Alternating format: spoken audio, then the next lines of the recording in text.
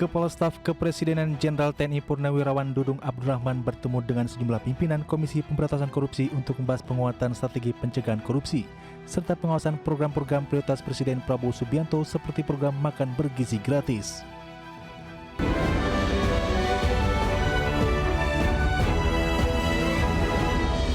Masih bersama kami di Prime Market Highlights, pemirsa. Kepala Staf Kepresidenan Jenderal TNI Purnawirawan Dudung Abdurrahman melibatkan KPK dalam pengawasan program prioritas Presiden, termasuk program makan bergizi gratis. Dudung memastikan nantinya jika ada temuan indikasi korupsi akan langsung disampaikan kepada Presiden Prabowo.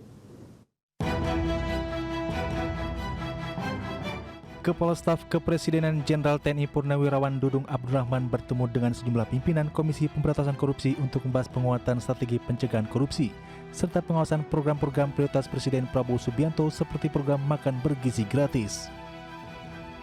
Dudung mengaku dirinya mendapatkan informasi tentang indikasi praktik jual beli titik dapur atau satuan pelayanan pemenuhan gizi dalam program makan bergizi gratis. Dudung memastikan jika ada temuan indikasi korupsi akan langsung disampaikan kepada Presiden Prabowo. Ya, salah satunya yang saya dapat informasi tentang ada jual beli titik. Ya, itu ada itu yang salah satunya ya. Nanti akan saya lihat ya. Jual beli titik, kemudian sistem supplier. Ya? Titik SPBG. Ya, titik SPBG. Titik dapur ya. Titik. Sementara itu, Wakil Ketua KPK Agus Joko Pramono mengatakan, pihaknya fokus pada sisi pencegahan melalui perbaikan tata kelola. KPK telah memberikan sejumlah rekomendasi kepada Badan Gizi Nasional terkait sistem yang perlu diperbaiki. Ya, kita dalam positioning pencegahan, banyak hal-hal yang memang bisa dilihat dari governance-nya kita coba awasi, dan kemudian sistem-sistem yang selama ini kurang berjalan kita sudah berikan masukan. Rekomendasi sudah diberikan kepada Kepala BGN sampai ini, dan kita menunggu tindak lanjut itu. Dalam pertemuan tersebut, sejumlah pimpinan KPK yang hadir diantaranya Wakil Ketua KPK Agus Joko Pramono, Deputi Bidang Pencegahan dan Monitoring Aminuddin, Koordinator Harian Stranas PK KPK Sari Anggreni, dan Koordinator Harian Stranas PK KPK Didik Mulyanto. Tim Liputan IDX Channel. Israel kembali menyerang wilayah selatan Lebanon dan menewaskan 16 orang. Serangan itu juga disebut menewaskan seorang komandan senior pasukan elit kelompok Hizbullah.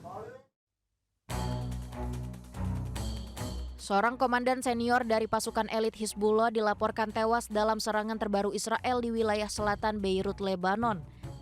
Serangan itu menjadi yang pertama menghantam kawasan tersebut dalam hampir 1 bulan terakhir. Sejumlah media mengutip pernyataan Perdana Menteri Israel Benjamin Netanyahu yang menyebut pasukan militer Israel menargetkan komandan pasukan Ratuan Hizbullah yang menurut sejumlah sumber diidentifikasi sebagai Malek Balut. Serangan terbaru yang dilancarkan Israel ke wilayah selatan Lebanon pada Kamis kemarin menghantam sebuah apartemen di Gobeiri, yang merupakan lokasi yang disebut menjadi tempat para pemimpin Ratuan Hizbullah menggelar pertemuan. Serangan pesawat tak berawak dan serangan udara Israel di Lebanon Selatan dan Timur menewaskan 16 orang dan melukai 21 lainnya. Dan serangan Israel sejak 2 Maret disebut telah menewaskan lebih dari 2.700 orang, serta menjadikan lebih dari 1 juta warga mengungsi. Berbagai sumber IDX Channel. Presiden Amerika Serikat Donald Trump menargetkan kesepakatan pengakhiran perang dengan Iran akan tercapai dalam sepekan mendatang. Trump juga menunda operasi militer lanjutan di Selat Hormuz guna mempertahankan gencatan senjata.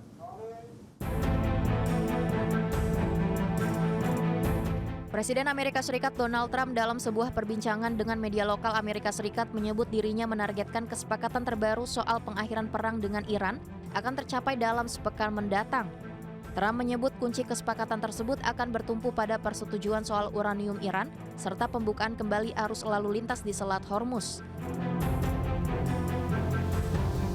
Trump juga kembali mengatakan Iran ingin bernegosiasi dan membuat kesepakatan untuk mengakhiri perang, di mana perundingan lanjutan mungkin akan dilakukan di Islamabad atau Jenewa, dan selama periode itu pembatasan pelayaran Iran dan blokade laut di Selat Hormuz akan dilonggarkan secara bertahap.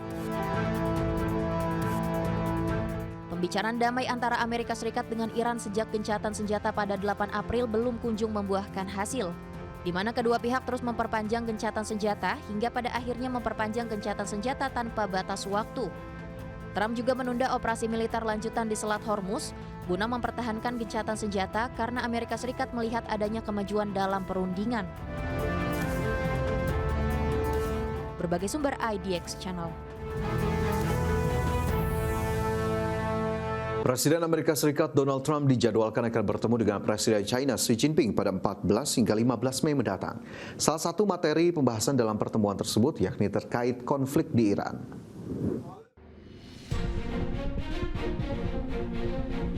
Presiden Amerika Serikat Donald Trump menyatakan akan membahas perang Iran dengan Presiden China Xi Jinping dalam pertemuan tingkat tinggi pada pekan depan. Trump juga menyatakan masih berupaya meredam ketegangan akibat konflik antara Amerika Serikat dan Iran. Trump dan Xi Jinping dijadwalkan bertemu di Beijing pada 14 hingga 15 Mei mendatang.